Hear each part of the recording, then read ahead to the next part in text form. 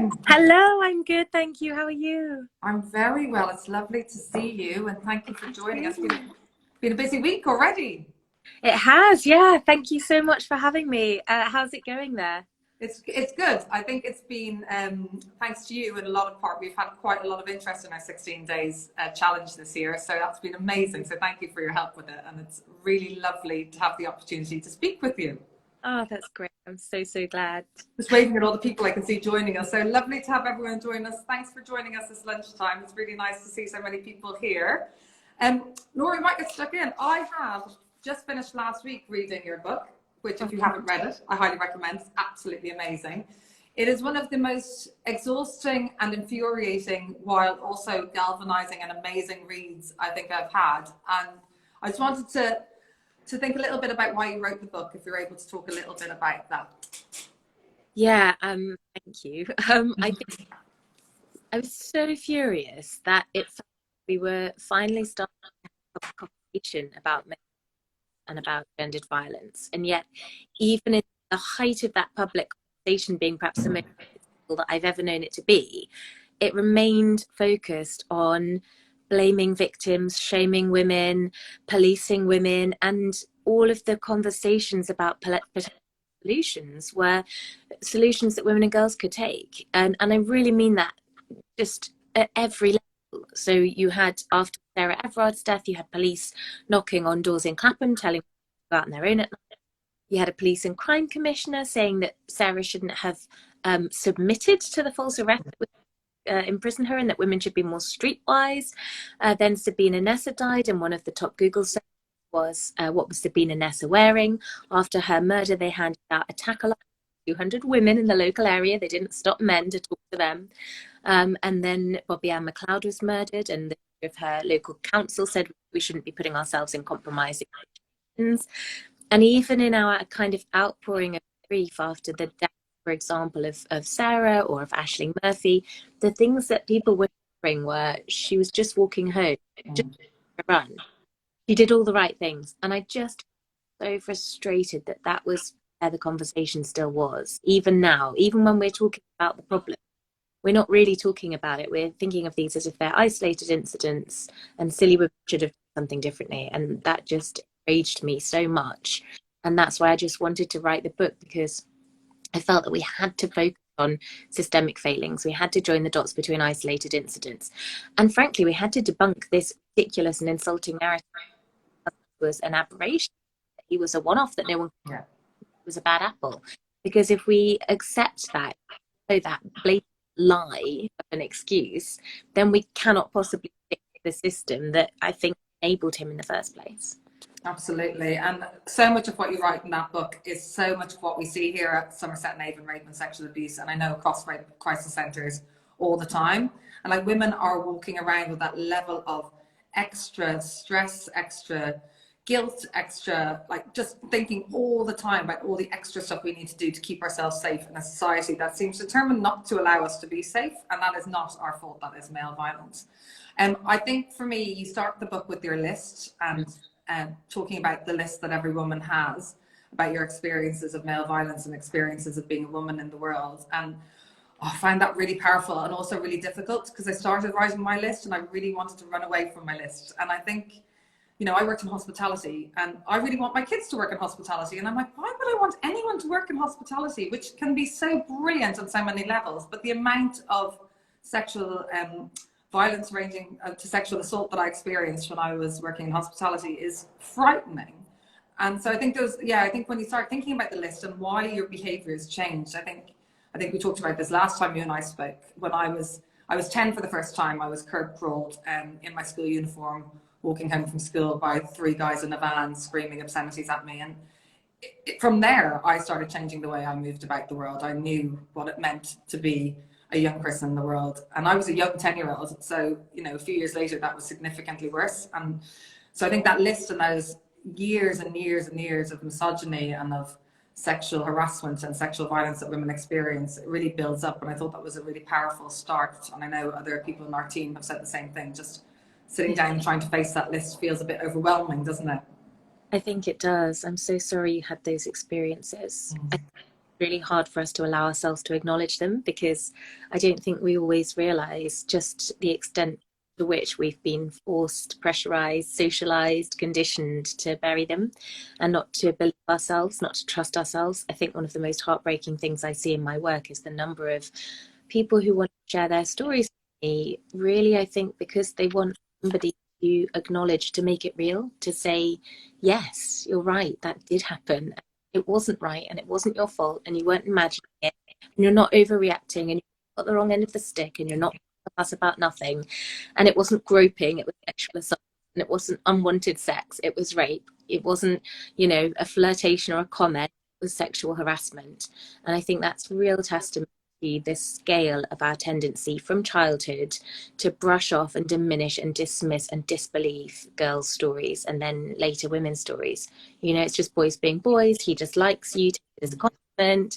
Why are you wearing a short skirt? You're distracting boys. You're leading him on. You might make the male teachers uncomfortable. Schools are using this as a way of justifying dress codes. Absolutely. I had a conversation with someone last Thursday who said that their teenage daughter was called into a classroom and it was suggested to her and 4 of her friends that they change the length of the skirt because it was distracting to the other boys. And maybe they should go home and do this now and not come back for the afternoon until they were wearing more appropriate clothes. I'm like, are we kidding ourselves in 2022 that that's the advice that's been given to young women in schools by male teachers and female teachers, unfortunately? It's just appalling. That I think a lot of people really struggle to see what's wrong with it, in the same way that people would really struggle to see why I had a problem with tweeting, she was just walking home. I think our starting point, the bar is so low. We are starting from a society where we're so comfortable with the idea that of course the girls should change their skirts, of course they shouldn't be distracting the boys.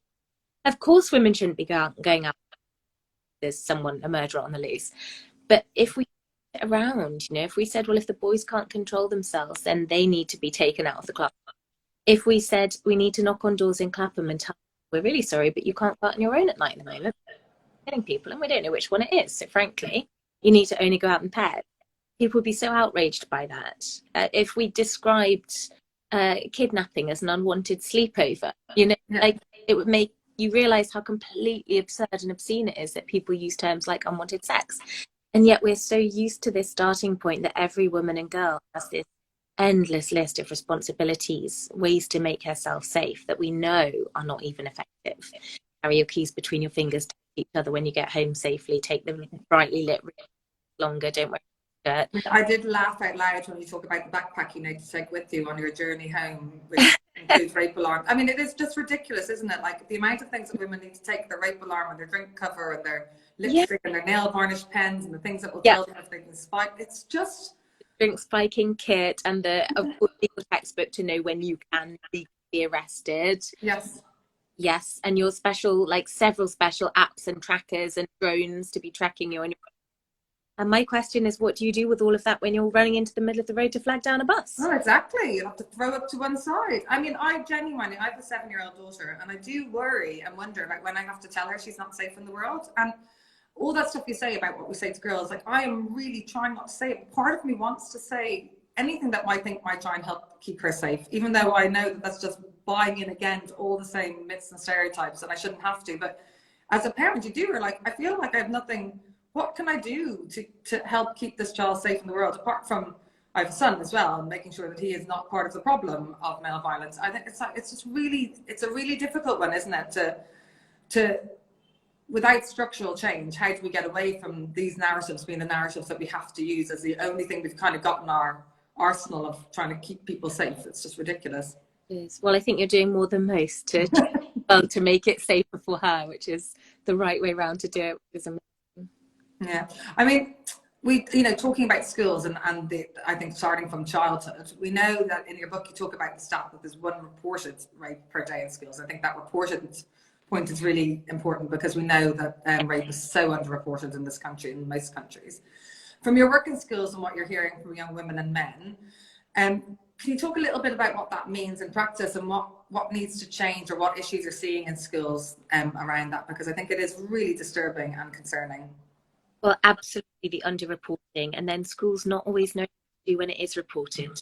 They're not being clear enough, in my opinion, statutory guidance, not only on different circumstances, but also on recording, because you'll find that in some schools they don't record sexual violence separately. Some don't record sexual harassment.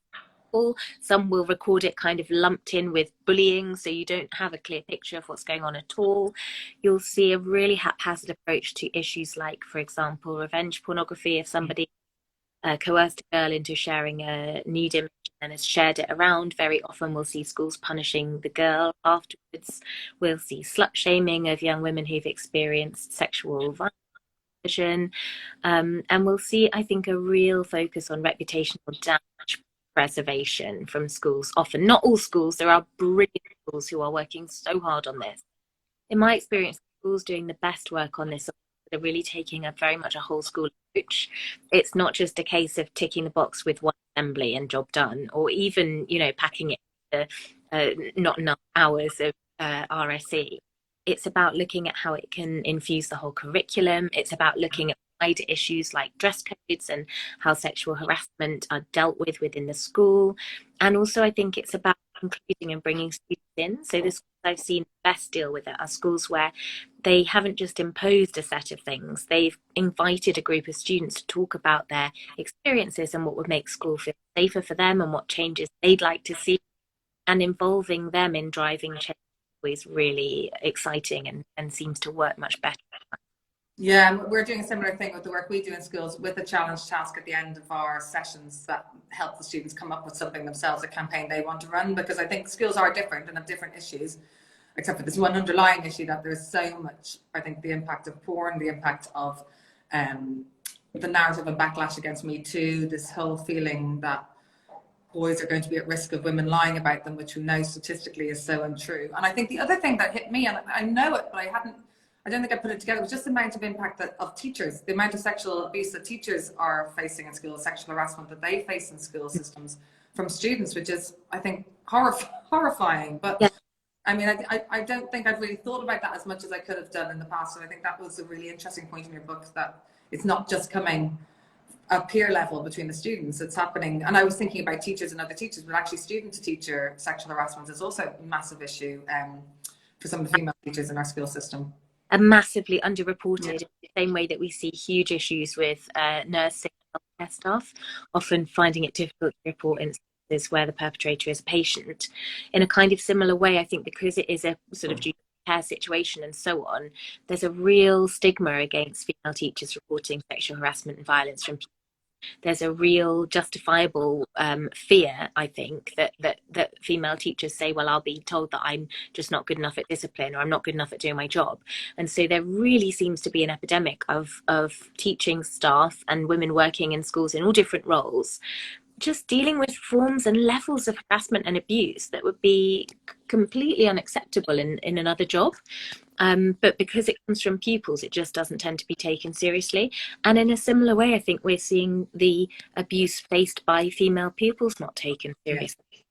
You know, that statistic that 1 rape per day of the school term on average is reported from inside a UK school. When I use that statistic, people are so shocked. They find it so hard to get their head around it.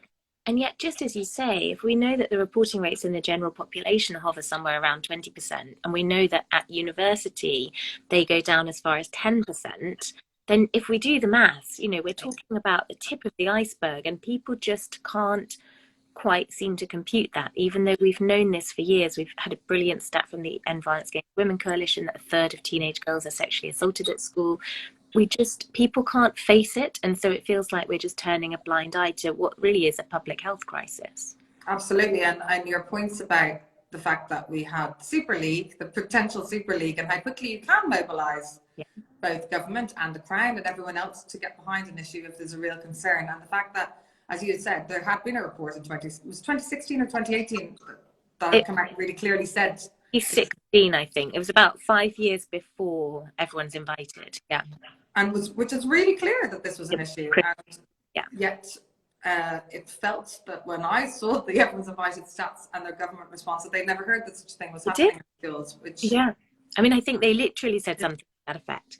The education minister at the time said something like, you know, this is absolutely shocking. And you think, well, how can it be if you are in the top job in the country for dealing with education and this very clear government report set all of this out 5 years ago, nothing's happened. Yeah. I felt really frustrated that they were able to pass the buck on that, actually. And I think that the media was a good example of intelligent systems, because the media really contributed to that by putting on the front page terms like school sex scandal, Yeah.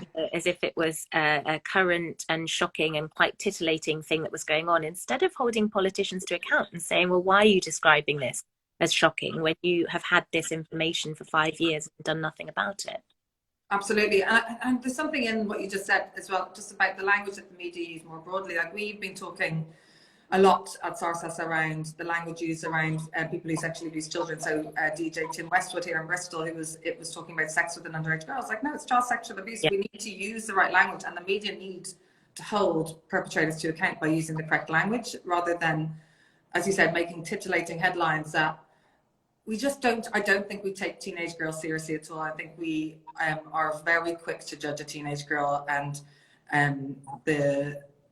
what position they might have put themselves in, the situation that they might be responsible for putting themselves in, whether it's with a student of their own age or with an older man. And we're very quick to assume the teenage girls have been the ones to do something wrong, which I find really infuriating. Absolutely. And we see that in the criminal justice system as well. There was that horrendous case of child sexual abuse of just a few years ago, where the judge said that the 14-year-old survivor had been predatory and egging on her adult abuser.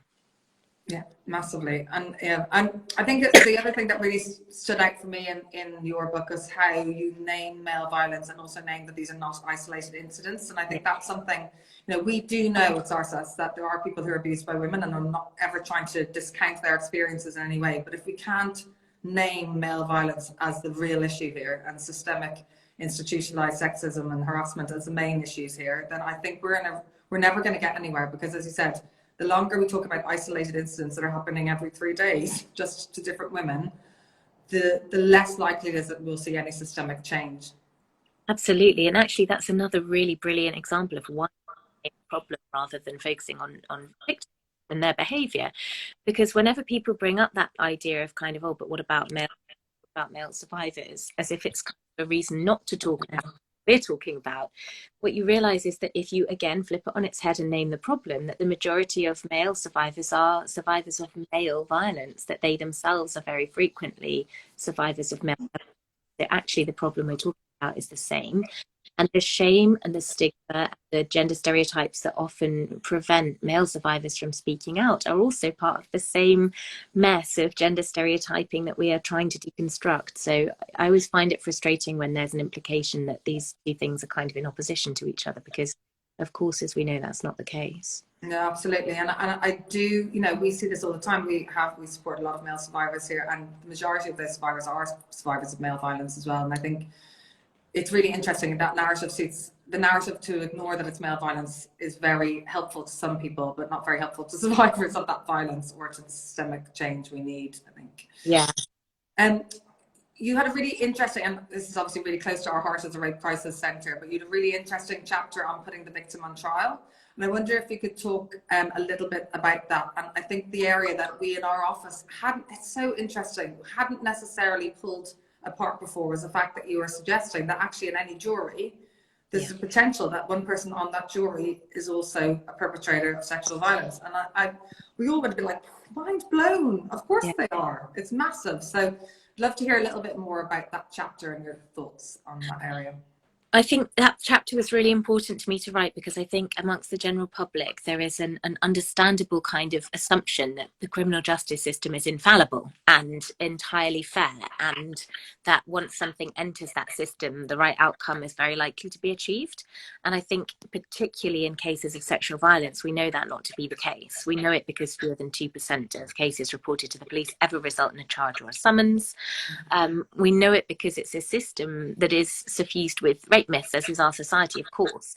So for a long time, we've talked about juries being subject to kind of myths and misconceptions about sexual violence. And that's always been something I thought was very important, that if in the general population, we know a quarter of people believe a woman is fully or partially to blame for her rape if she'd been drinking, and a third if she'd been flirting, then obviously that's very concerning in terms of how many people on a jury might believe that.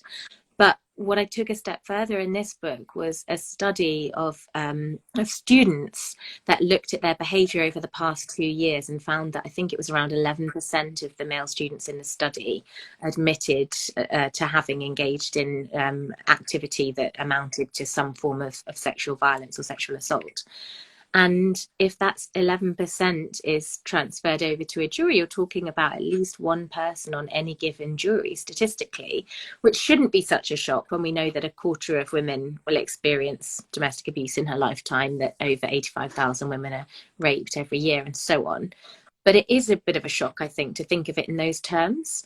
And of course, we also know that we're seeing a system where we're seeing survivors having their phones confiscated by police, where we're now in the horrendous situation that Rape Crisis England and Wales is having to campaign against counselling notes being brought up in court sessions, where survivors are having to choose between the counselling and support they desperately need and the fear that they won't be able to take their case to court without those sessions being used against them. That is just simply not an infallible, fair system that's fit for purpose. But I think a lot of people really struggle to understand that, or to be able to imagine that change is possible, because we think of the justice system as so set in stone. But it's basically a system that has been made up by people, by fallible people, and that those people for a very, very long time were very, very privileged white men. So it isn't such a surprise, really, that it isn't a system that's fit for purpose to support survivors. And then the only remaining question, once we recognise that, is how do we change it and how do we fix it? And I think for me, it is so obvious, isn't it, that it is an infallible system. It isn't working. Like we talk to survivors all the time who say that the court process is worse than the rape itself. I mean, that is just an appalling, given how we know rape impacts on people. That is just the most appalling statistic to say, actually, I'd rather go through that again than go through that court system again. And I think that is, it's such an, like, it's effectively a decriminalized crime at this point. We know that less than 1% of people will be convicted. And when you're going into schools and talking to kids and trying to change this, like, there is no stick, is there? There's no stick that says, actually, if you do this, you will be prosecuted for it. Because at the moment, the criminal justice system has decriminalized rape as an offence, and it is awful to not have not have that justice for people. So we talk to survivors about how they might achieve a sense of justice, and like less than 3% of those survivors will ever think criminal justice is going to be the way they see justice for themselves. They have other ways of finding their own sense of justice, and it's never criminal justice, which is quite depressing, really, isn't it, given that that's what the justice system should be doing, it's keeping people safe. Absolutely.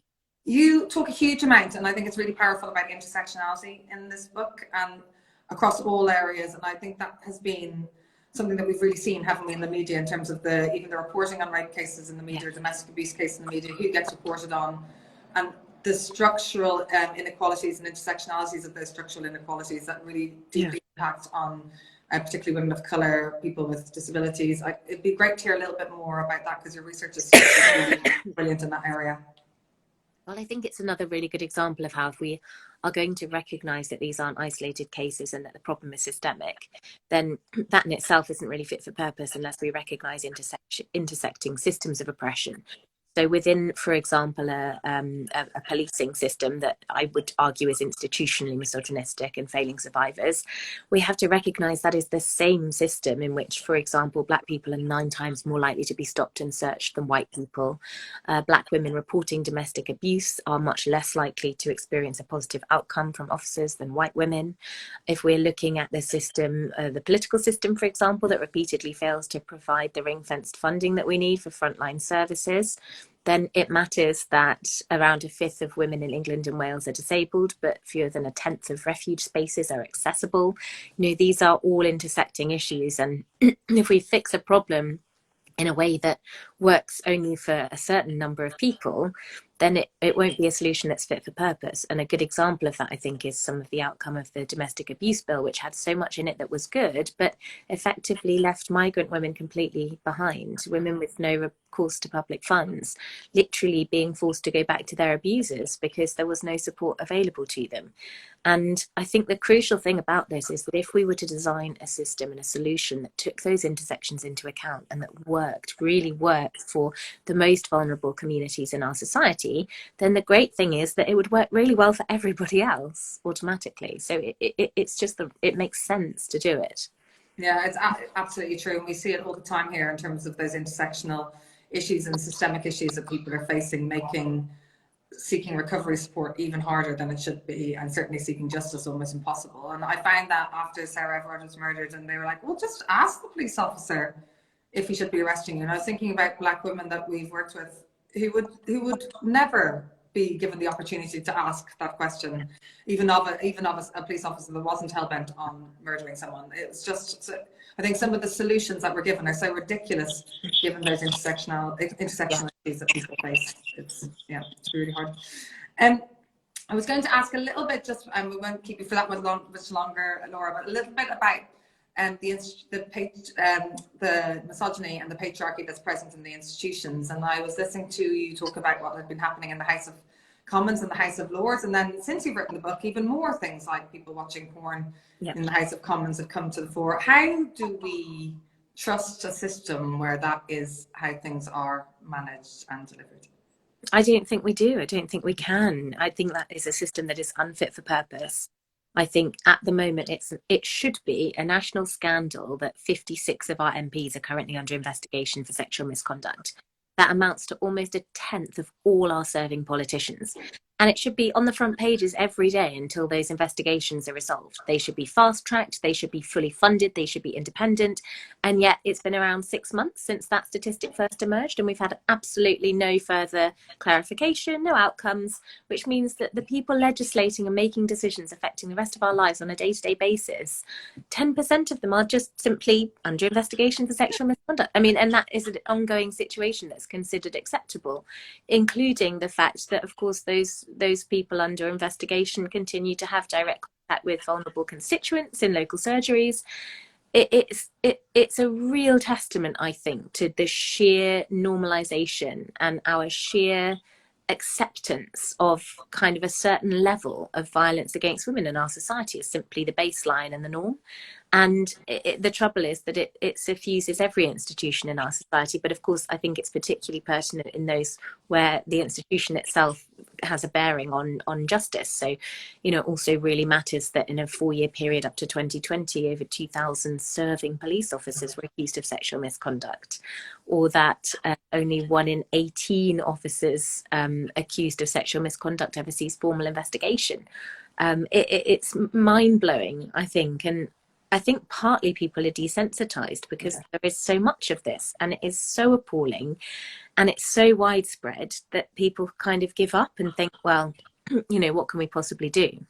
I think that was the whole point about the bad apple, wasn't it? It's like, well, no, you know it's not a bad apple. Like, your own reporting into this incident 2 years beforehand had shown that this was a massive issue of misogyny and racism and sexism within the police force, and yet nothing happens. And I think you're right. I think there's an outcry when something as horrific as Sarah Everard's murder happens and Wayne Couzens is convicted, and then it sort of dies down again until the next incident, and then there's another public outcry, and that's not good enough for survivors, because every day more survivors are being made. Every day there's people in contact with very vulnerable victims, and every day that these sort of incidents are happening. And I agree. I think it's horrifying that there isn't more public outcry, that not more change is happening, and that we're certainly, if anything is happening, they're keeping it very quiet because we're not hearing about it on our end. No.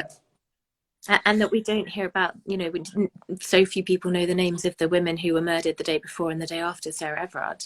You know, very few people heard the names of Beba Henry and Nicole Smallman until after Sarah Everard's death.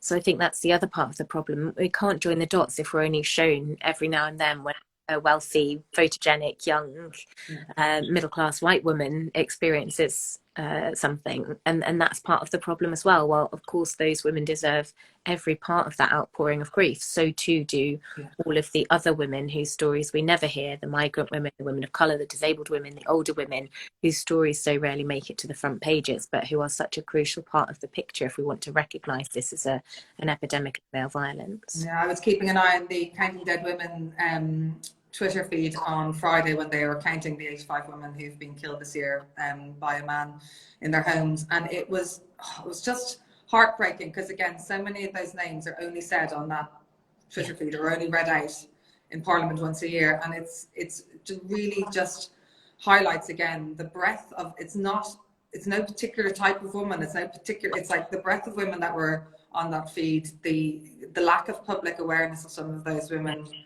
I finished your book, turned on the radio, and they were talking about the mother of 2 children who had been burned alive in her home the week before. I was like, it's constant, it's overwhelming, and yet, I mean, I lived in Australia for many years, and just before I left 5 years ago, a brilliant female journalist was on the radio saying that if men were dying at the hands of sharks the way women are dying at the hands of men, they would have drained the oceans. And it's so true. They would have drained those oceans, because one shark attack and they would be in there removing the sharks. But as you said at the beginning, men are killing killing women 1 every 3 days, and more people, because male violence is an epidemic without just the violence against women and girls. And yet we're determined to treat this as an isolated incident and not see a systemic pattern. But I have been tasked, by the way, just so you're prepared, with not ending on too much of a downer and trying to come up with solutions, which, so I know the Lisas in my team will be saying, come on, think of something positive. But I mean, you talk about this in your book so beautifully, because the change it's there, isn't it? We know what we need to do. Do you want to talk a little bit about that? And I thought what was so brilliant about it is, you know, would it be so impossible to imagine? And yet all the solutions are there, and they're not necessarily a new app that I can take with me on my phone with my backpack full of rape kit that I'm going to take on my evenings out. Well, sometimes I think that's the most frustrating thing of all, that even when politicians pay lip service to this, there's this real sense of, oh, well, you know, we've got to scrabble around and try and pull solutions out of thin air. And that's when you get this ridiculous stuff going on, people talking about drones and women flagging down buses. And I think if it were an economic crisis, if it were a different kind of crisis where that sector is taken seriously and kind of professionalized, we would see politicians relying on advice, whether it was health or the economy. But in this particular case, I feel so angry on their behalf, knowing how incredible the frontline services and the women's sector are, that it feels to me that their expertise is so overlooked.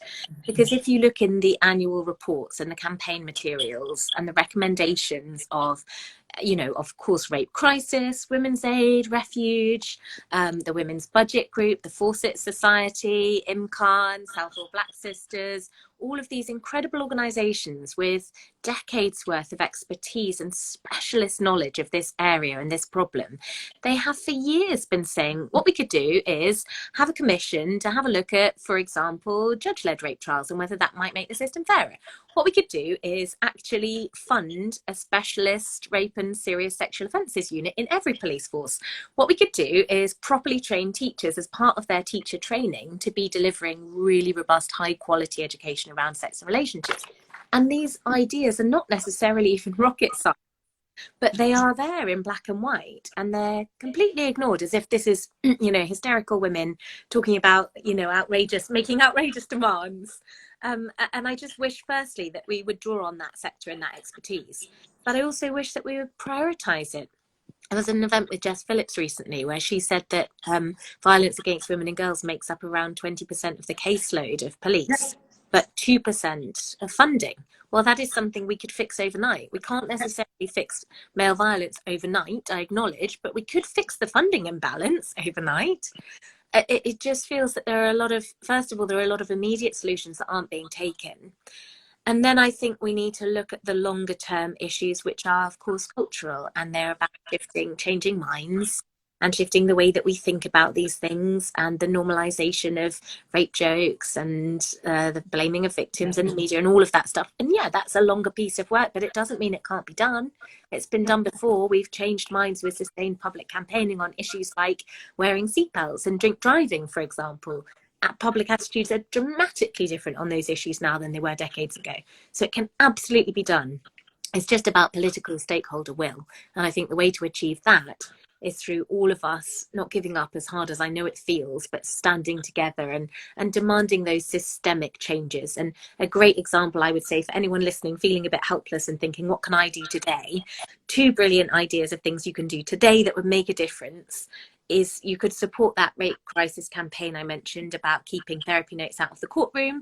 And actually, not today, but tomorrow, you can donate to SASA's, because all of your donations from tomorrow will be doubled. And I know that there are over 1,000 people, survivors on your waiting list. So that is an act that anyone listening could take that would make such a real difference to those on the front line. Yeah, amazing. And it's so true. I think we are, as a sector, we have so many brilliant ideas, and then we get funding, and then we're asked to also pay to evaluate those ideas out of the funding that then doesn't go to frontline services. So it's like, let's use the ideas we have, yet let's use the umbrella organizations like Rape Crisis and INCAN and South All Black Sisters, who have done all this amazing research, and use that work. And I think that would be the change. I think I totally agree with you. Like, the difference in those campaigns that we run, where they're focused on the perpetrators and not focused on victims changing their behavior, it will start making a difference, but we do have to keep it going. We can't do one campaign, clap ourselves on the back and say, well done us, haven't we done a beautiful job today? We have to keep that going. It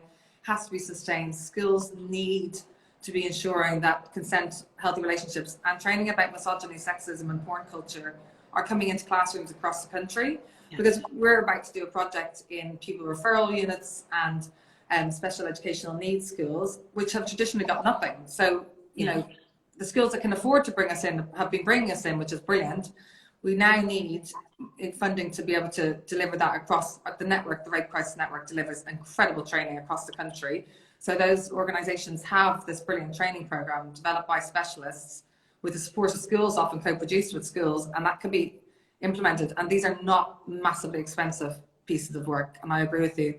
I mean, one of the things I was asked last week when I was putting in a funding bid is, you know, which is more important, prevention or intervention? And I'm like, well, you know, for me, we've got, as you said, we have 1,000 people on our waiting list. That is horrifying. We get at least 150 referrals a month now, 50 of which are for rape that's happened in the last 12 months, and then 100 of which is non-recent sexual violence, which could be childhood abuse, sibling sexual abuse in childhood, anything that's happened prior to a year ago. That is horrifying, and we want to support every single person on that waiting list.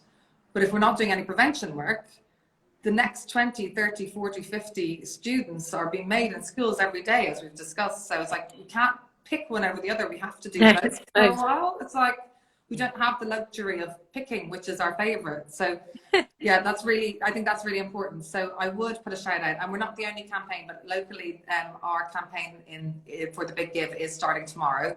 So we would love people to donate, because every donation is worth twice as much. And that's going towards our helpline this year. And our helpline, we speak to 3,000 to 5,000 people a year on that helpline. And I know it is a genuine lifeline for people when they use it. So anyone who can get behind that campaign, we would really appreciate it. Thank you so much, Laura, for your help today and coming to talk to us. We really appreciate everything you do. I want to give a shout out to Laura's book, because it is absolutely brilliant. I think for me, my husband's reading it at the moment. I think it's a really important book for men to read as well, because I don't think you can possibly appreciate the levels that the women you love in your life are going through if you haven't really understood it, and you break it down so well. And I am going to go back to my list, even though I don't want to, because I think you're right. I think getting that list written down and seeing where those things are happening is a really important thing for women to do. And it is going to be cathartic when I can face it. So thank you so much, Laura. And thank you to everyone for joining us. And we will be doing the takeover of Laura's Instagram account on Wednesday. Am I making that up? It is Wednesday. Yeah, Wednesday. So you'll get to hear from a load of our team on Wednesday. And thank you again, Laura, for that. We really appreciate it. Best patron ever. You were fabulous. And as Laura said, also support the Rape Crisis campaign. So thanks, everyone. Thanks for joining us, everyone. Bye. Bye. Bye.